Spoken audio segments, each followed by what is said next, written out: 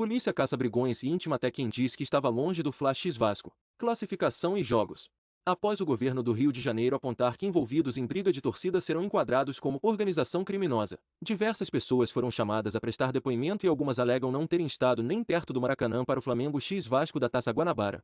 Antes de a bola rolar, brigas pela cidade culminaram na morte de um torcedor. Nos últimos dias, torcedores receberam intimações para prestarem declarações em procedimento investigatório destinado a apurar supostas condutas tipificados como crimes de dano, tentativa de homicídio, lesão corporal e organização criminosa. O UOL teve acesso a uma dessas intimações. O documento foi assinado pelo inspetor de polícia Cláudio Ribeiro da Fonseca por ordem do delegado Pablo Sartori. Algumas das pessoas preferiram não se identificar, mas afirmaram terem recebido o documento mesmo sem terem nem passado próximo ao Maracanã no último dia 5. É o caso do bartender Michael Santos. No dia do jogo eu estava trabalhando na Barra da Tijuca. Tem mais ou menos uns 3 anos que não vou em um estádio, nem para jogos do Flamengo ou qualquer outra coisa. Consigo provar que estava trabalhando, disse.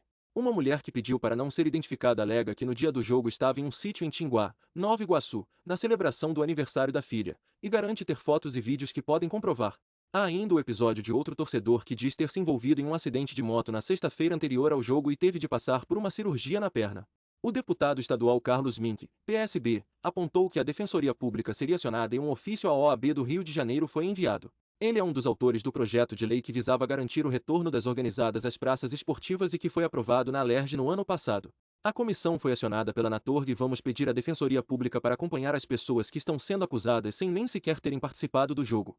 Também foi enviado um ofício ao Luciano Bandeira, presidente da OAB-RJ, e estamos reforçando sobre a Comissão de Estudos do Juizado Especial do Torcedor, disse.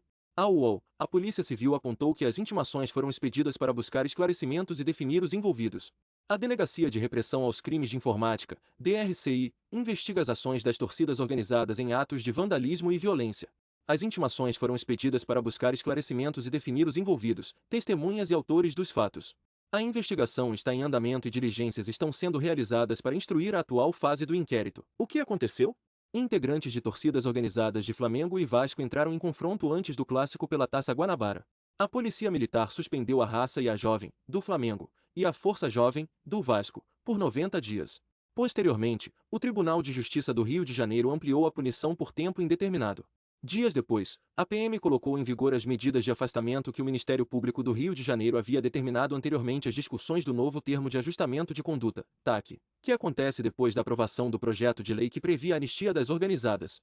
Yang Flu, do Fluminense, e Fúria Jovem, do Botafogo, também estão proibidas de frequentar praças esportivas.